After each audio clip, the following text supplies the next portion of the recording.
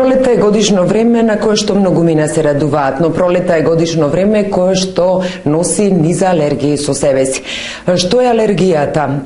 Што најчесто ја предизвикува? Како и дали се лечи? Денеска разговараме со доктор Камелија Бушлетиќ, пулмоалерголог од Аџи Бадем Систина.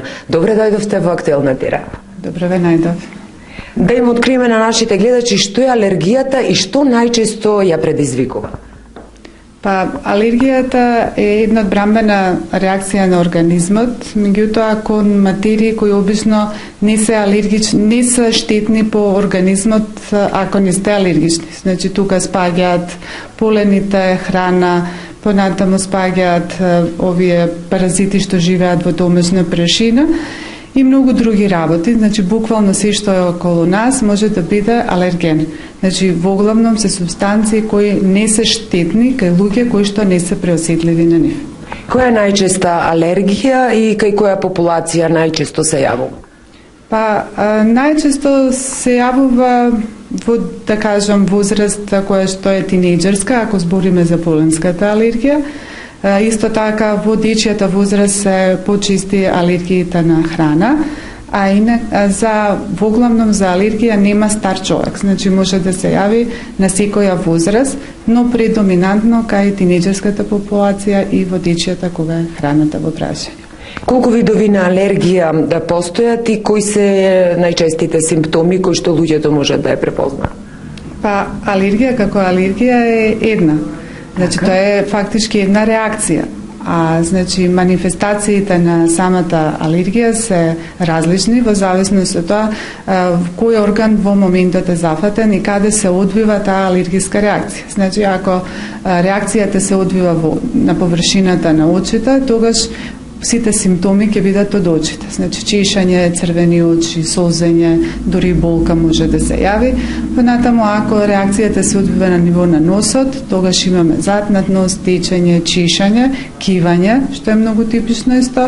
А ако е тоа слузницата на устата, ќе имаме црвенило, значи на устата, може една појачена саливација и ако се горните респираторни патишта, повторно доаѓа од таму кашлање, значи позголемена секреција, искашлува пациентот повеќе, чувство некој пат дури и на болка и како што се спуста према белите дробови, како симптом може да се јави и гушењето.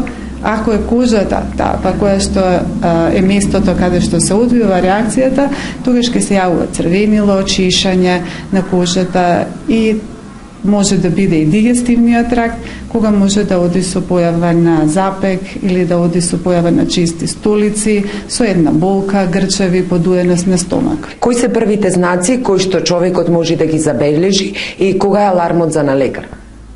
Па, првите знаци се кивање, чешање на нос, затнување, кои што можат да бидат со различен интензитет, зависно колку е интензивна реакцијата и колкава е количината на експонираноста на еден таков пациент. Иначе, кога ќе се јави на лекар, чим симптомите стануваат поинтензивни, нормално дека не може да ги толерира пациентот, затоа што му го реметат нормалниот начин на живење и во тие моменти пациентот се јавува. Проблем е што потешко се разликува од настинката, бидејќи пролета е сепак време кога се присутни голем број на вирусни инфекции, кои што исто можат да ги нападнат и носот, и грлото, и дишните патишта, па симптоматологијата е многу слична. Освен што немаме чешање, така изразено на носот, на очите, што е повеќе типично за една алергија и нешто што е потипично, што овие кивањето кое што го има пациентот се јавува како во напад, по 5, по 6 во континуитет, па малце се смирува и повторно продолжува.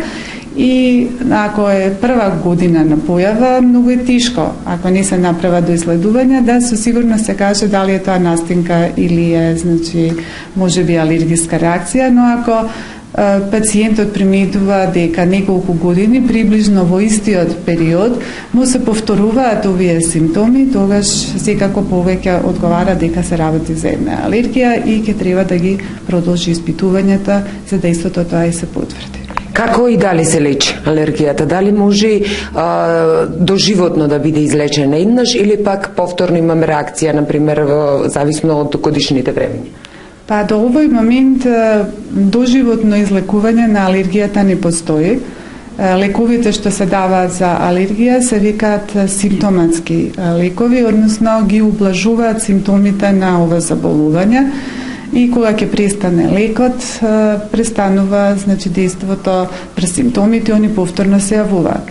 Единствено нешто што може да делува на природниот тек на болеста, на алергијата, е давањето на вакцините кои што ги даваме против алергија, кои што не ја излекуваат алергијата, него организмот го прават толерантен на тој алерген во извесен временски период, но не е само бенефитот да станете толерантен према алергенот, туку ако пациентот до моментот на примањето на овие вакцини немал астма, која што може да биде една од компликациите на алергијата, нема да ја добија во периодот кога ја прима вакцината и најмалку уште 4 години после тоа, и постои верување исто така дека нема да се шири алергијата на други алергени од оние на кои што пациентот пред имунотерапијата бил веќе алергичен. Така да предноста не е мала. А навреме ако не се реагира, кои компликации може да ги предизвика алергијата? Па веќе ви реков, една од најголемите проблеми е астмата, која што исто понатаму кога ќе се јави еднаш во животот, она не може да се излечи, но ние успеваме да ја контролираме.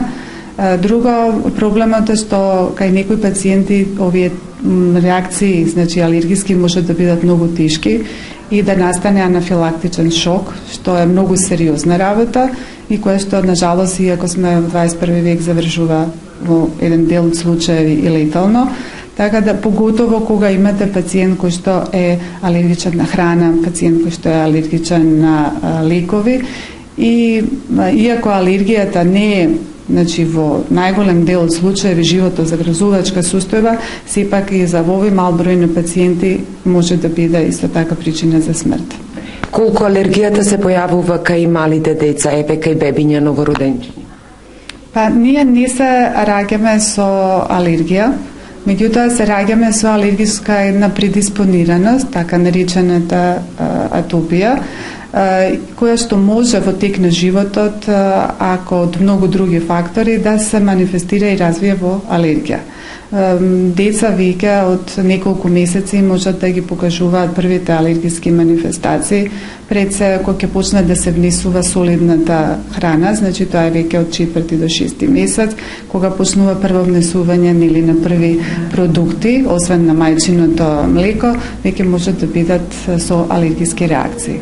Која е вашата препорака до граѓаните кои што сите имаат алергија, како да ја излечат по природен пат, дали можат да излечат или пак мора со медикаменти?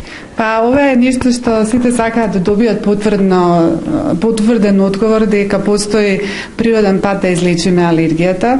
На жалост до овој момент не, бидејќи во спротивност и ние немаше да бидеме сега тука, секој ќе ја лечеше без нас. Може да помогнеме за избегнување на некои ситуации во кои што реакцијата би била помала алергиска. Тоа значи да ако сте алергичен на полен, кога е баш, например, ако сте на трева, кога цути тревата во мај месец, да не биде излегување надвор во периодот кога е сонцето, бидејќи во тој период поленот е најголем.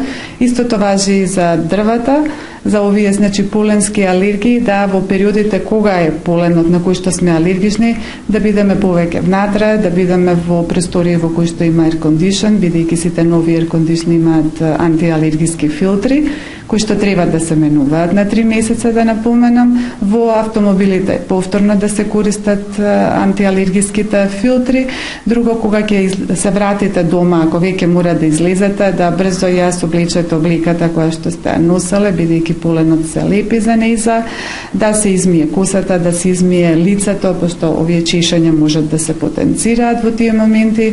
Друго е битно еден многу здрав живот, што мислам ние лекарите за било која болест за секоја буквално го кажуваме, да порационално се користат антибиотиците, бидејќи ако звучи чудно, најголем дел од одбрамбениот систем ни е во стомакот и таму имаме бактерии кои што се единствени, ги викаме здрави бактерии и наши пријатели, и ако чисто користиме антибиотици, ја уништуваме ова, да кажам, бактериска флора, која што ни е пријател, што ни е една од првите бариери за заштита од не само микроорганизми кои што прават други заболувања, но и за алергиите. Многу битно да се движиме многу, да спортуваме, бидејќи зголемената тежина ствара склоност према алергија, да внимаваме што јадеме колку можеме и уште нешто што е битно, да на децата им дозволиме да имаат домашни мелиничиња, затоа што помалку е можноста за добивање на алергија понатаму во животот, да пешачиме, здраво да се храниме и многу битно да дишаме чист воздух, за нешто што е многу тешко во Македонија, во Битола е огромен проблемот и еден од проблемите на загадувањето на воздухот, не од акутните последици, значи кој што ги има тој загаден воздух, е точно нешто што и престои на Битола, а тоа се поголем број на алергиски заболувања во иднина, ако не се превземе нешто за воздухот.